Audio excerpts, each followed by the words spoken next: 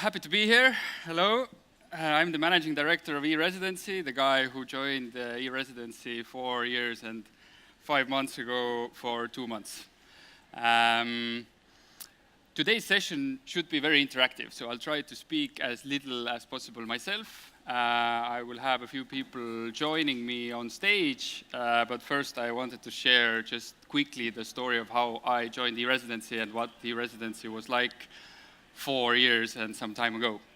So 2014, you had to come to Estonia 4 times to actually get E-Residency, to actually get a bank account.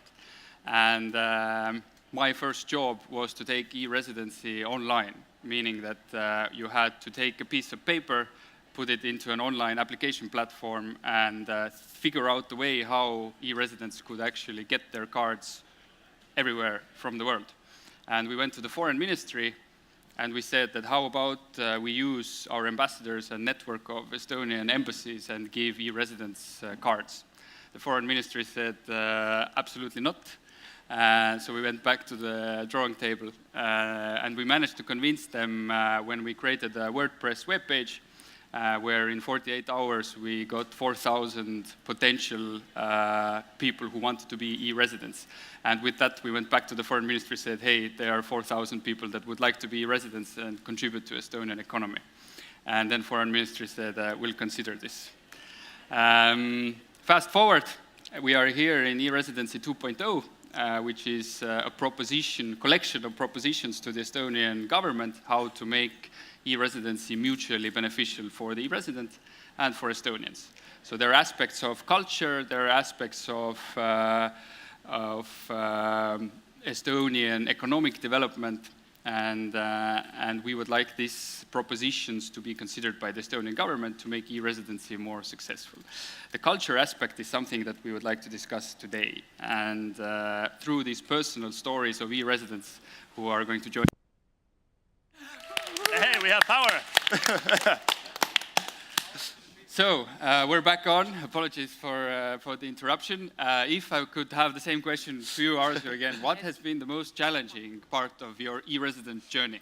My E-resident journey, I have to remember what I've said. What to do with the company? What to do as a company? Now I have the company. What am I going to do with it? The first thing in my mind then, I was so obsessed with having a company. I put all my energy into it. I have to find a place to start this business. I found E-Residency, established the company. I have a bank account. It's all running. I'm like, oh, what am I going to do with this now? I have a company.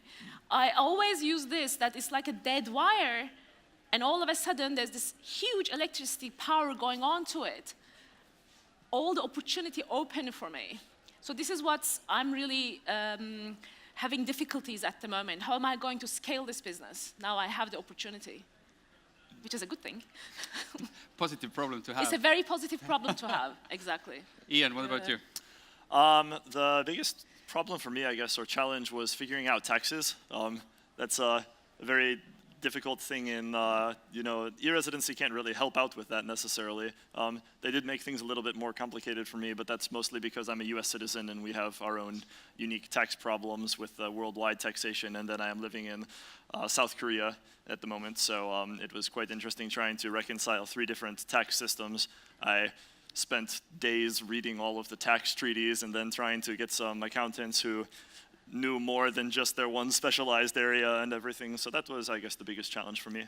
Did you use service providers as well, or you tried to figure it out? Well, the Estonian side was a piece of cake. I mean, that wasn't the hard part. Unfortunately, there are not very many affordable international tax service providers that can deal with the US, Estonia, and Korea. So basically, I had to go to the Estonian side, obviously, I had my service provider here, one office. And then in the US, yeah. Shout out. Yeah, shout out to one office. And then in the US, then I had an individual accountant there who had his own practice and everything, but he basically fired me. He said that, sorry, your taxes are now too complicated for me. I can't do it anymore. So I had to go reach out to the people that I know to see who has, you know, some connections in a larger accounting firm. And then I got one in the US, and then I got one in Korea. And I basically tell them the bits of pieces that they need to know. I had a business minor, actually, so I could, you know, speak to the accountants in reasonable terms. And so I was basically like, okay, this is how this is going to work, and this is how this is going to work. Okay, now what do I need to do next? Sure. Ksenia, your journey has been a little bit different regarding the NGO. Can you tell us a bit more? Sure. It was different because we decided to be an NGO. We decided to be a non-profit organization, meaning that from the very start we were this really strange animal and no one knew what to do with us. So the first challenge was to figure out, okay, is this real? Can we be a registered non-profit in Estonia? And there was a bit of a desert of information because people were saying, well, I know how it works for the for-profit, but why are you non-profit? Okay, but... What do you mean, non-profit? And actually, by the way, this is a very good question. What do you mean by non-profit? We're actually very much pro-profit because we help emerging artists to perform more and get paid fairly. And we also want to pay our developers well and our designers well. It's just that we don't... we just don't really care that much about the dividends, and we care more about the cause that we're working on. So this was a strange animal. First, no one could really help me that much, so I spent 3 months researching where I can do this. Then it was one of the government offices that told me, oh, there is Sunny Business who deals with that, and they had the lowest rate, and they did everything. So that was very, very, very easy. We had everything done in less than 10 days. Now, the second bit was the bank. You need to demonstrate that you have some connection to Estonia. So maybe we were a bit luckier than others because when we started this project, this Invisible City app, it was actually the Estonian embassy in the Czech Republic who was one of our supporters. So I brought that back saying there was this ambassador who supported this idea. And also in the app we have Tallinn, we still have very few things, but it's like, well, we can also use public Estonian data for culture and put it in the app, so we have this connection to Estonia. So then we even sent links to my co-founder, who is a post-rock musician, and said, well, he's real, he plays music, you know, he knows what he's doing. And he's non-profit in post-rock. And this was the most probably that moment when we thought, okay, either it all works well or not. So then it was LHV. They said, okay, fine, great, come to Estonia. And the third part was actually going to Estonia because, attention to anyone who is a nonprofit, no matter what everyone tells you, you do have to come to Estonia because know your client. There is this procedure that all banks have to go through, and unfortunately there have been nonprofits that did money laundering, not only nonprofits by the way, but banks are scared of us. They think that they're going to start doing some money laundering the next day. So this was the biggest challenge.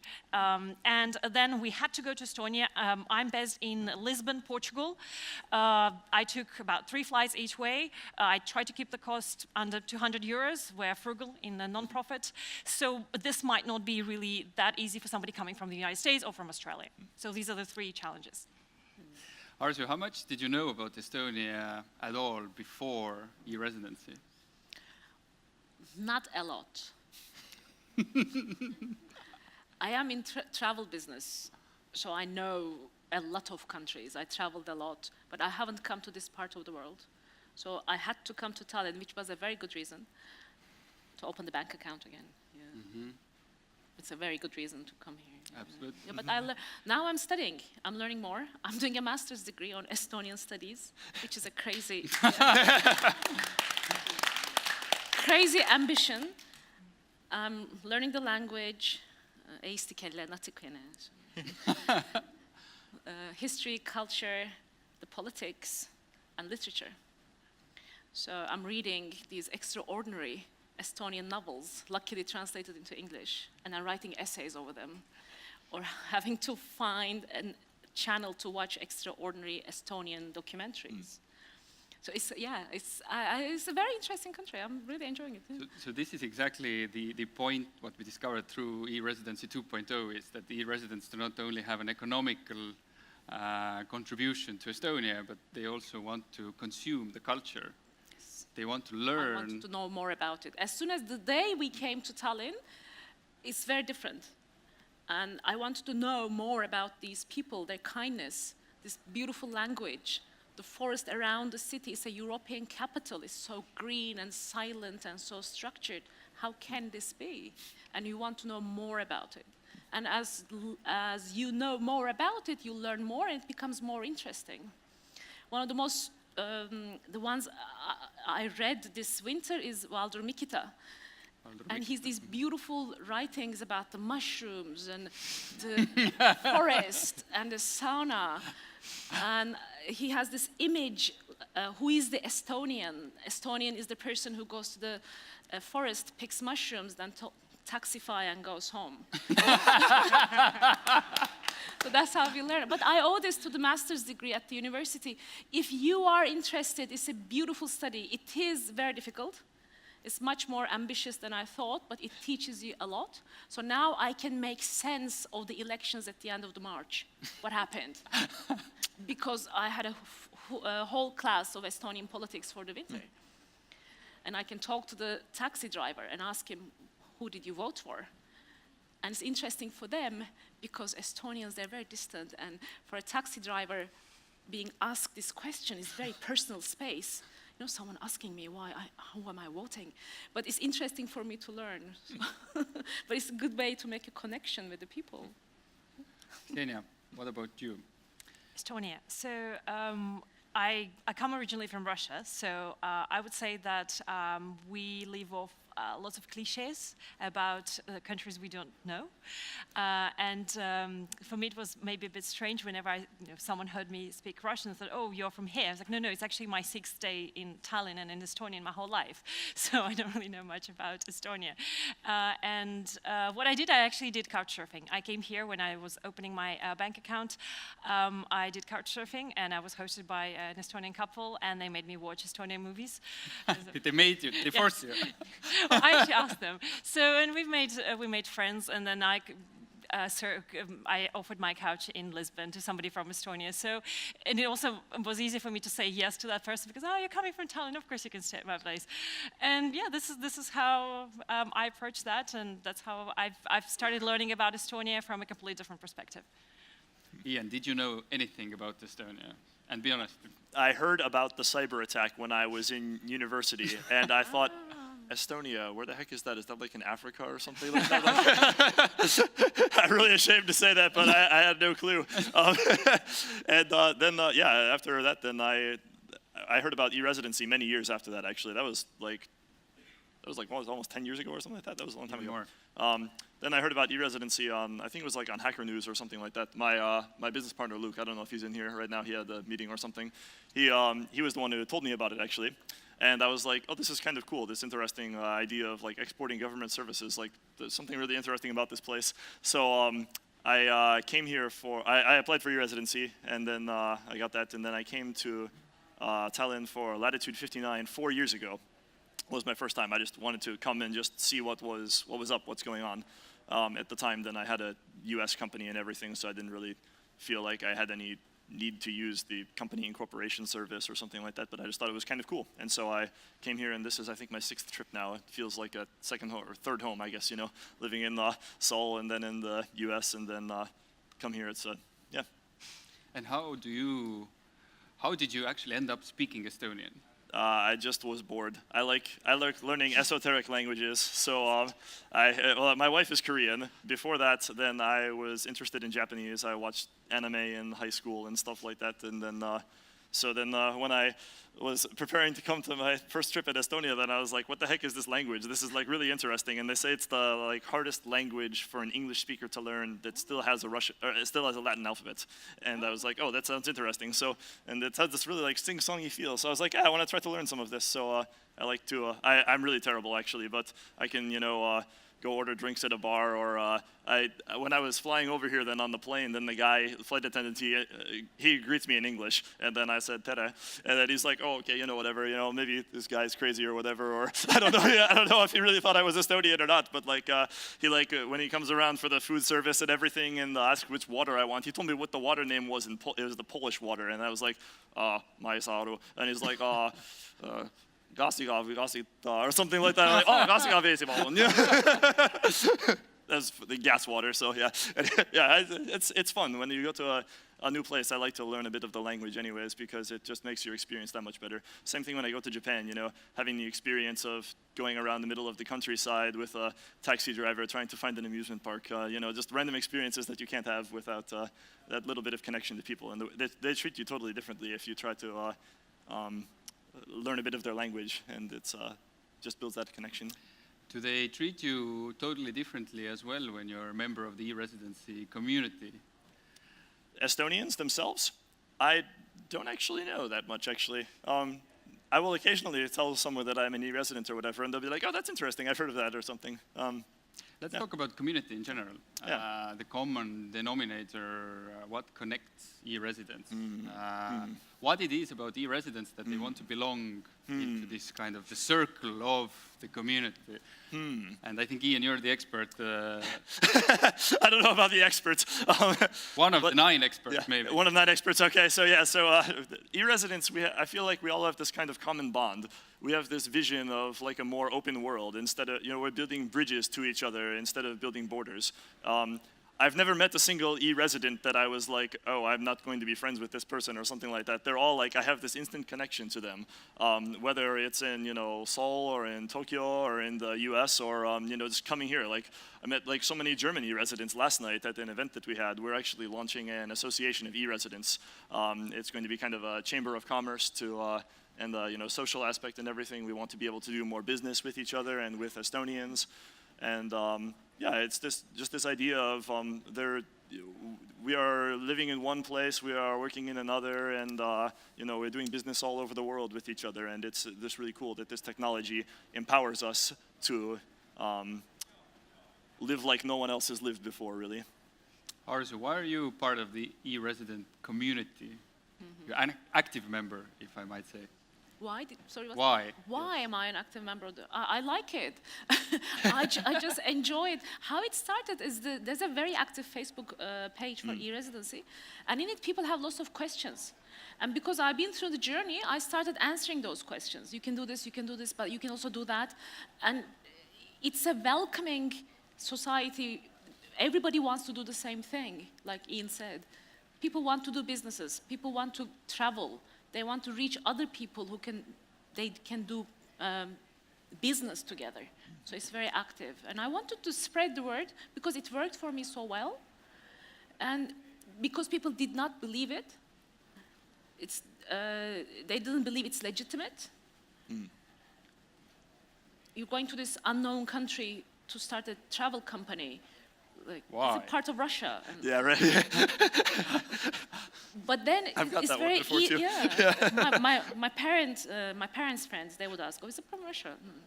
It's different. But it's running because it's very easy. I wanted to spread the word, especially to the Turkish community, because it's a very big community and it's a very young population, and people are looking ways to do business outside of Turkey. That's how I started. I wanted to. My business model was working. I wanted to spread it outside of Istanbul. I could do it in Athens, I can do it in Amsterdam. Now I'm doing it in Stockholm. I can do it anywhere. And E-Residency was the only thing really efficiently that let me do it this quickly and very cheap. You don't need, for a starting entrepreneur, you don't need capital into your company. I don't know if it exists anywhere else like that. I'd say no. The US does, but we have other problems. Ksenia, and you? Do you feel part of the E-resident community? Are you an active member? What do you like and dislike about the community? I'm quite new, but actually you have more people who know about you than you think. In Portugal, I think it started with a community of UX, UI designers and data scientists who understand that services need to have the user in the center of the ecosystem. And then when they saw that a government said that they want to put the user in the center of the ecosystem, said, wow, they think like us. Is this even real? Yeah. And this was the discussion that was started in Portugal, in Lisbon, where I live, during the meetups. And this was this rumor, I just applied because it's fun. Oh, I applied because they have this great design.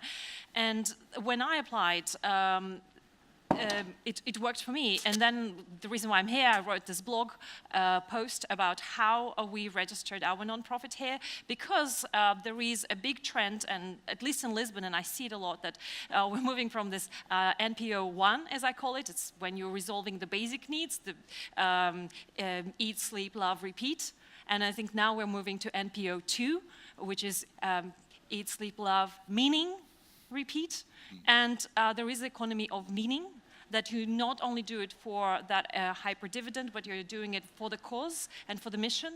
And we see a lot of spectacular data scientists, spectacular developers who have been volunteering for us, offering a friendlier price, or just doing it because, hey, we love doing this because we see the mission. And this is why I wrote it, and this is how I think I'm part of this e-residence community, virtually for now, because I saw how this post was just loved by a number of people who also wanted or still want to run a nonprofit, but they do not know how. Just a side note, in Portugal it takes 9 people to form a nonprofit. Here it takes 2. So if you just have an initiative and you have maybe a partner, then you can do it. In Portugal you need to convince a lot more people. Mostly what happens is you convince your grandmother or someone else. So this is a trend, and now I've also met the real people behind it, and I hope I'll be also part of this physical community of e-residences. We're very happy that you're physically here. Arzu and Ian, you have actually, through the community, you have gotten to a point where you met each other, right?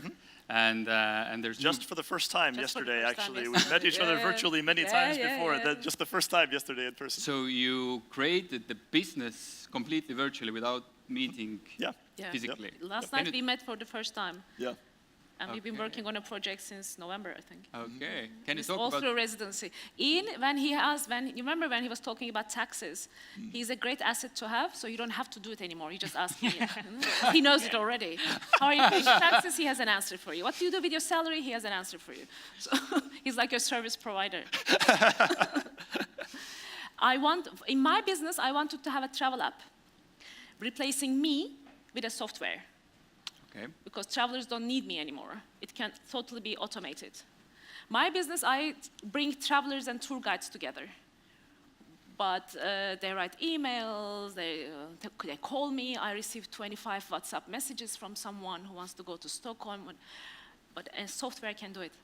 So I met Ian and I said, are you interested in developing an app together? And he said yes.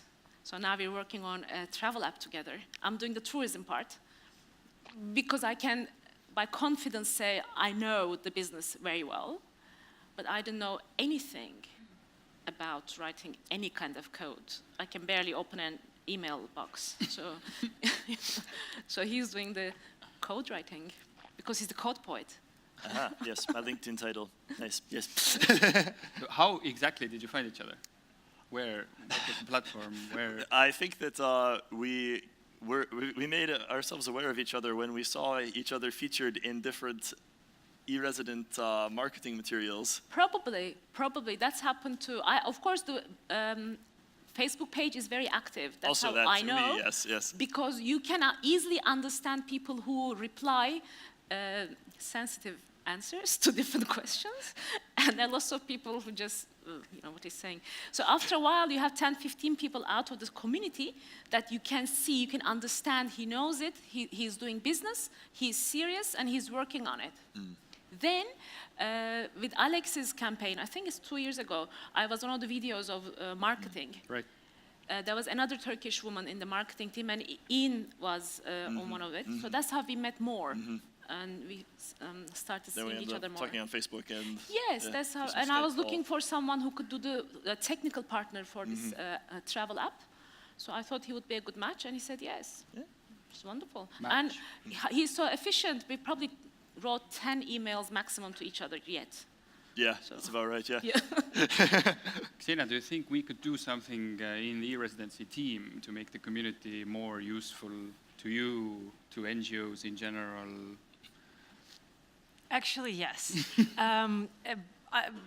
when you're a non-profit, actually, rule number one, which I think not everyone knows, is go and ask for freebies.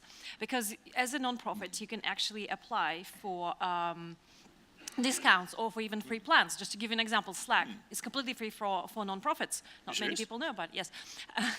Christoph, you hear that? So The free Slack. there are lots of companies who understand the purpose of social enterprises and non-profits, and they're eager to help. What I discovered with Estonia is that when you go to TechSoup, well, TechSoup, for context, is this a platform which qualifies you as a non-profit. So it goes and checks, okay, are you registered in Estonia? They control that you are who you are. And so when you go to the TechSoup page, the only offer that you get is from Microsoft. There's nothing else. If you go to the same TechSoup page, let's say in Belgium, you would see Google Ads 120,000 euro grant for a non-profit, which I know other non-profits got, or a free G Suite. Adobe would give you a 80% discount on their products, and the list goes on. So what I would like to see, by the way, for instance, if you have a store, your app in the Apple Store, it took Apple 2 months to figure out where we were and who we are. Because I said, well, we don't really work with Estonia, we don't know how any of that works. Talk to me next time you need something like that. So, well, I spent hours talking to Apple support team, 3 people, all of them. No. So that's what I'm saying. There are companies here who probably want to support the social cause, and they could probably offer their services to us, because we go to TechSoup and say, oh, that's where I find all of those offers. And also for Estonia and for your team to, let's say, lobby the idea that Estonia is on the map, and Apple should know about it, and Google should know about it, and Adobe should know about it, Slack should know about it, and everyone else should know about it, and offer these deals for nonprofits. Absolutely agreed. One more thing, we're also working on a chamber. If you were with us yesterday evening, you know what we're doing. All the very active e-residents who have businesses, establishing the business is very easy, but then running the business side, we need lots of support. And how are we going to support all this community that's coming in? We started talking about the Estonian e-resident chamber. And now it's open. And after this, you should go online, erica.ee, and be a member of the Estonian e-resident chambers. How can you more? Yeah, we want to support e-residents. That's like our mission is we are e-residents ourselves, and we got together because we want to help others. There are lots of complicated issues, and there's not just one single source you can go to. You know, on Facebook, you don't necessarily know who all the people are and whatever, and so we want to become like, we can't be an official source of advice necessarily, but you know, we want to have, you know, community get together and establish these best practices and just kind of help each other with this. So yes, go to erica.ee. That's spelled with 2 E's at the beginning. So I think the Erica is talk to kind us. of, Yeah.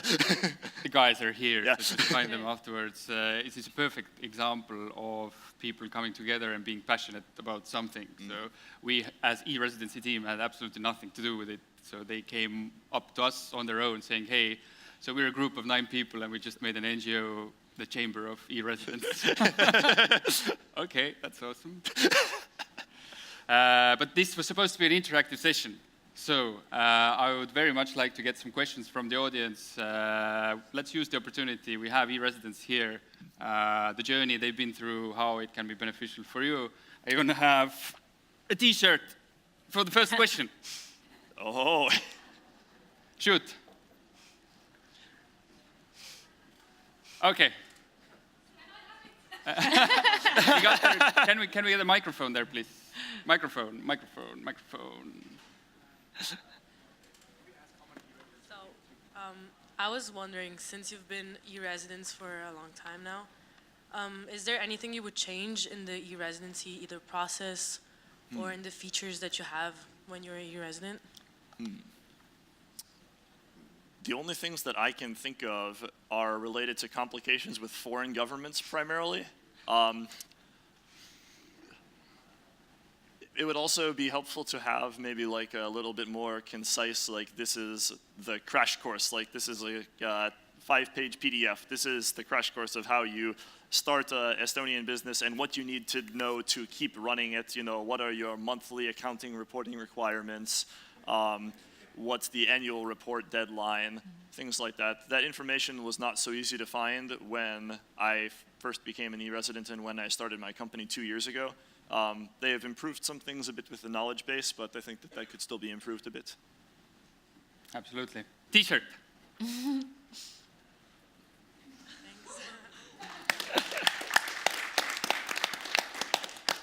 More questions, please. Okay, I have one more T-shirt. And here's the microphone. I would make it even so interactive that I wouldn't ask you on stage, but the people in the crowd here. Seeing such a full room of people in Estonia talking about e-residency, I would be really interested in who of you is e-resident? Raise your hands. Nice. And second question, who of you are Estonians? Yeah. That almost looked like the e-residents are outnumbering the Estonians here in the room. So, Yikes. let's bring it. You get it. Yeah, Okay, okay, you get it. If you want me just to talk a bit more, yeah. I'm also one of these 9 co-founders of the MTU. We're just about to register the Estonian E-Residents International Chamber Association, so ERICA with double E at the beginning. So erica.ee is the website where you can subscribe. And our intention was to make it accessible as possible. So that means even our membership fee is just a symbolic €5 a year. And my personal goal was at the end of Latitude 59 to have the first 100 members in our association. And could you raise your hands again? One by one. Yeah, maybe we can accomplish that within the next 10 minutes here. So you're all welcome to join us.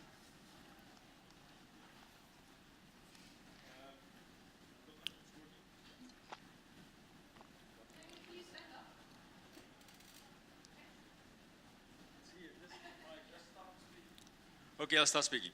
First of all, for me personally, and also for my wife, we are representing Turkey, so we are trying to have e-residency very well known in Turkey.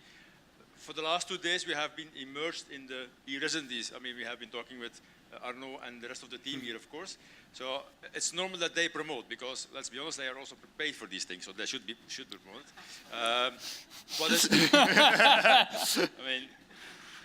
But I have a very huge Coca-Cola feeling the last 2 days, in the sense that, so when you drink Coca-Cola, you're happy. So when I see people from e-residence on stage, or we talk with them, they sound very happy.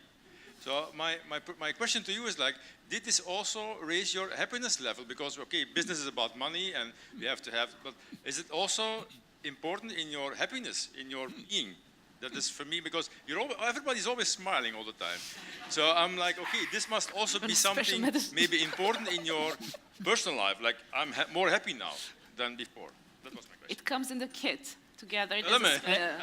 Unbox happiness. It was next to the reader. So did it make you more happy? I'm not talking about business. I'm absolutely more happy. Yeah, it gives me freedom to, I don't have to worry about the business admin side of things anymore. It's very simple. It is very, very simple. Yeah. Yeah. I think the word that we should be using is humiliation, because that's how you feel with any other government who doesn't treat you as the center of the universe. You try to pay taxes, you spend 2 hours on the phone listening to music, and sometimes even paying for that. Happened to me. And I think this is the feeling of being treated in an unjust manner that you experience most often with other governments, that you are helpless. You do not know how you can overcome that, and you depend entirely on them. There's no other way, there's no other option. And I think that's what Estonia has offered. It's, okay, do you feel humiliated by your own government and by the services there? Then, okay, we will create government as a service, and you will be the client, and you will be the venerated client, and they'll do everything for you. And this is how I felt, because when I had to understand how taxes work, I would just call them, and they would respond my call immediately. And there would be a person dedicated to me and actually explaining how things work, and they wouldn't make me feel like, oh, you know, finish this up, I don't have time for you. No, no, no, they will follow up with emails. And this is happiness. Yeah, you feel very valued. You write an email to a government officer in English. He has no obligation. They do. You get an email written in beautiful English. Or if he doesn't have the answer, he will tell you what to do. But if you do this, you can find an answer there. So it's a value there. More questions, please.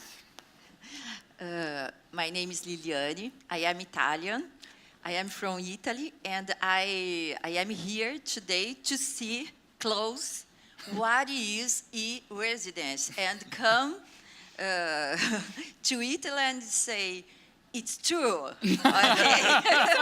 So I think this is fascinating. Yeah.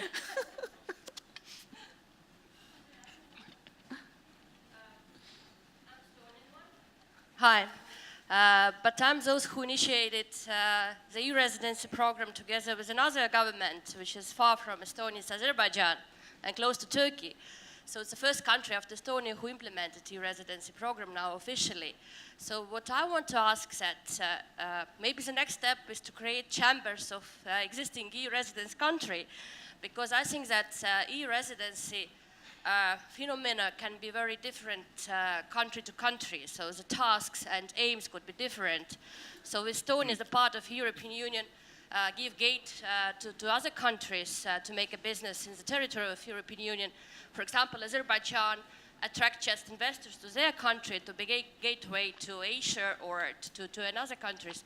So do you know in other countries who are in a line and have idea to continue with this idea? I think that question is for me. Lithuania, at the moment, I'm not sure if they have passed the bill in the parliament, but it's in discussion in the parliament at the moment. Singapore and the Netherlands. Next question, please. I think it's me. Hello, I'm representing with Patrick Stajko, who is the official representative for e-residency in Turkey. And I'm very excited to hear Ksenia's story because we are deeply involved in NGOs in Turkey, and we work with multiple NGOs all over the globe. So my question to Ksenia is, I understand you had a lot of hardship when you are starting your NGO in Estonia because you are the forerunner in this.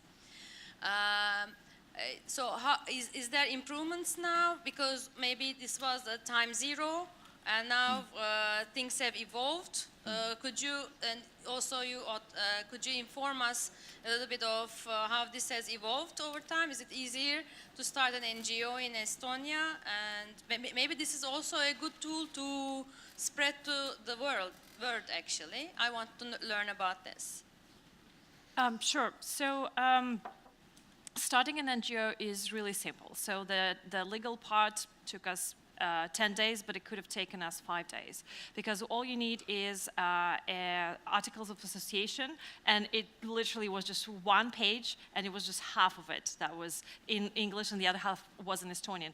For comparison, in Portugal, it would have been at least 5 pages, and that means a legal cost, because in 5 pages you have a lot more things that can go wrong. So you need somebody, you need to pay a lawyer to actually check that. And in my case, I just read it. Okay, it's in simple English. I understand what they're trying to say there. Cool, done. There are a couple of hacks. So for instance, because there is very little knowledge about how this works, you need to make sure that you provide a financial year. We did not, so it was rejected the first time we applied for it, but nothing to panic about. Then you just need to follow the procedures. And then it was done. We had our documents. We signed it actually with my co-founder. He was sitting in one side of Lisbon, I'm the other. And then we only met after I returned from Estonia to celebrate. And this is a great opportunity because I know that I will be probably working from a different continent in the near future. And I can just take that little blue box, connect, and it's done. So this is easy. I wouldn't worry there. Now, I am still, I'm this, in my own setup of an experiment. I still haven't submitted my yearly declaration, so I will definitely write another blog once I've been through that. And also I need to see how all my taxes get cleared, if I'm doing everything correctly, if someone comes and says I've done something wrong without knowing it. From all the conversations I've had with the tax officer said, well, even if you're late, we will actually let you know and we won't fine you immediately. And they said that they're quite friendly and they understand that it's only human to sometimes forget the deadline. It's not because you want to avoid the tax. So, so far so good. But I've been in it for 7 months. Once I've ticked all other milestones, I'll definitely try to contribute back to the community. Please. Submit something to the European Commission, like if you want to do Erasmus Plus or other things? Did you already for apply? grants? Oh, this is a pertinent question. So we were expecting this grant. That's why we were in so much rush to get registered. And yeah, the next day I made an invoice. I received the help, the donation that we were expecting, and it arrived in our account the same day. Nice. So it's easy. I can add from the program's part that when we started the program, I think we didn't have any NGOs for quite some time. And when we had the first request of establishing an NGO inside the team, we didn't even have the knowledge if it's possible and how it's possible. But today I can say that there are several service providers who actually help with the NGO creation as well and advise. So we're in a much better position, and there are quite a few academical companies, non-profit companies then who register to EU to actually get these grants, academia and universities and the sorts. Mm-hmm. Nice, very good. Thank you. More questions, please. I got them. Okay, Sorry. Please. So I've been a resident for a while. This is my first time in Estonia, and I found out about so many other resources just since I've been here. Like, I didn't know there was a Facebook group and things. Are there any other things like that maybe like aren't really, obvious and would be good? Unless you're a member of the ERICA, you don't have access to anything. You get a special password. I think I'm one of the first people already signed up for ERICA. And everything is open for you. There's also a Telegram group if you're on Telegram Messenger. There's a bunch of different local meetup groups. Just like look around on meetup.com or something. Or just go start your own. You might be surprised how many people will show up. Yeah, there's a monthly newsletter. Go sign up on the E-Residency website, yes. Startup Estonia. Which country are you from? Italy, okay. So we really like to see these emerge of the physical events. The people are actually taking initiative and gathering e-residents around them and meeting, because we are only a team of less than 20 people and we can't be everywhere in the world. So we highly welcome when you organize events, and we'll try to help you spread the news. I think there was a question over there. Thank you. And then I registered a resident 1 year ago, but I stopped that process. I mean, I started to registration of the e-residency, and at the time I thought, oh, what is a cool idea? But I thought, what should I do after I took e-resident like you? You started your own business, but I'm not an entrepreneur. I'm currently now working on as a software engineer on my own, the company in my own country, and then I have no idea to the business or what. So, but like you started contribution to the business as a programmer. I mean, software engineer. So, do you have any advice for the person like me to how Other to things contribute? you can do with it, How to utilize the e-residency? Not an entrepreneur or leader, but other kind of roles. Well, one thing that, obviously there's the community aspect of things. There are lots of like-minded people, and I think that if you just like go to an e-resident meetup or something, are you from Japan? Yeah. I'm sure that there are lots of Japanese e-residents. I'm sure that you could find a meetup group there, or if you ever happen to come to Seoul, South Korea, then I will be happy to meet up with you. I'm living in there. The community aspect is a huge thing. Another thing that I don't think is hyped well enough is that the smart card is not just for like authenticating yourself to the government or something. I mean, yeah, that's nice. That's the most common use of it.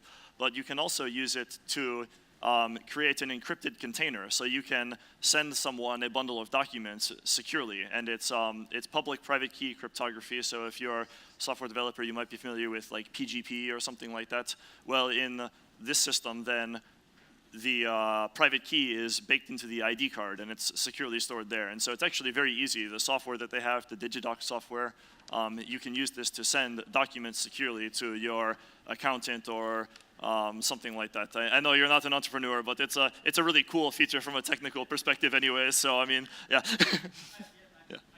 Yeah. I don't know. I don't have any idea what should I use for, what I use that technology for. Yeah. Yeah. Just secure information exchange. Yeah. Exactly. Yeah. Thank you. Do we have more questions? Please. Hello. Yeah. So I'm also a software engineer. Kind of similar question. But would the e-residency confer any kind of benefits for people who like work in Estonian startups? So if you were like a software engineer from another country and want to work in a startup in Estonia as a coder, like does e-residency have any practical kind of process benefits in that way? I'm not sure if e-residency directly, but they do have visas and stuff that you can get for coming here, either as like bringing your own startup here or coming to work. There's actually a company in Estonia, geographical, that's like what they specialize in, is relocating people here. But I wouldn't say e-residency directly. Like e-residency isn't a visa or a travel document or anything. It doesn't have any bearing. Like it's not like, oh, you're an e-resident, okay, you get to the top of the queue, you know, nothing like that. But yeah. We definitely welcome software engineers to Estonia. We have a shortage of them, so check out Startup Visa. Please. I also had a question. Ksenia also mentioned that she had some issues opening a bank account, but how about you two? How did it work? I do not have any issues, but the problem is with the nonprofits. Then they're accepting lots of donations and stuff with like traditional for-profit companies or whatever. Then we have like clear customers, and they can like verify like our customers are real, they exist, things like that. Whereas with an NGO, then there's money laundering risk is higher and stuff. And I don't think, have you had any problems with that? No, mine was easy because I was already operating in Tallinn. I had tours running on. So I just came to here, I have a bank account at Swedbank. But there are very good fintech companies who can take that responsibility from a bank and offer you the banking solutions. Just one really quick remark on anyone who is worried about banking stuff. Like the thing I tell everyone with the banking industry is that banks are risk averse. You are not a customer to them. You are not a revenue stream. First, you are a risk to them. You have to prove to the bank. It's on you to prove that you are not going to be a money laundering risk, that you are a legitimate entrepreneur. So when you go to apply to a bank, then you just give them as much detail as you can about your previous entrepreneurial activities, your current clients, and why they should open a bank account for you. It's very similar to going to a job interview. Yes. You have an appointment with the bank, and I went with a folder. This is what I do, all my current banking, and then they approve you. Yeah. But for my surprise, one thing, because I'm coming from Turkey, Estonia is a democracy, so even the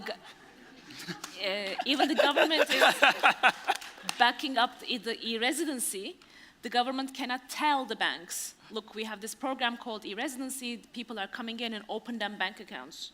If we were in Turkey, this would have happened. The banks would start opening. So there is Yes. Banks are private companies and will always have the final say. And the bank has the say to we have to understand their risk adverseness. Yes. But we have to quickly round up. I would like to end this by thanking all the e-residents for their journeys. It's been wonderful. Become e-residents who aren't. and who are joined Erica and create a company to get your mind flowing. Just the craziest e-resident company I heard about this morning was one guy who plays Batman in children's birthdays internationally. So I'm going to leave it with that. Be creative in your businesses, and thank you very much.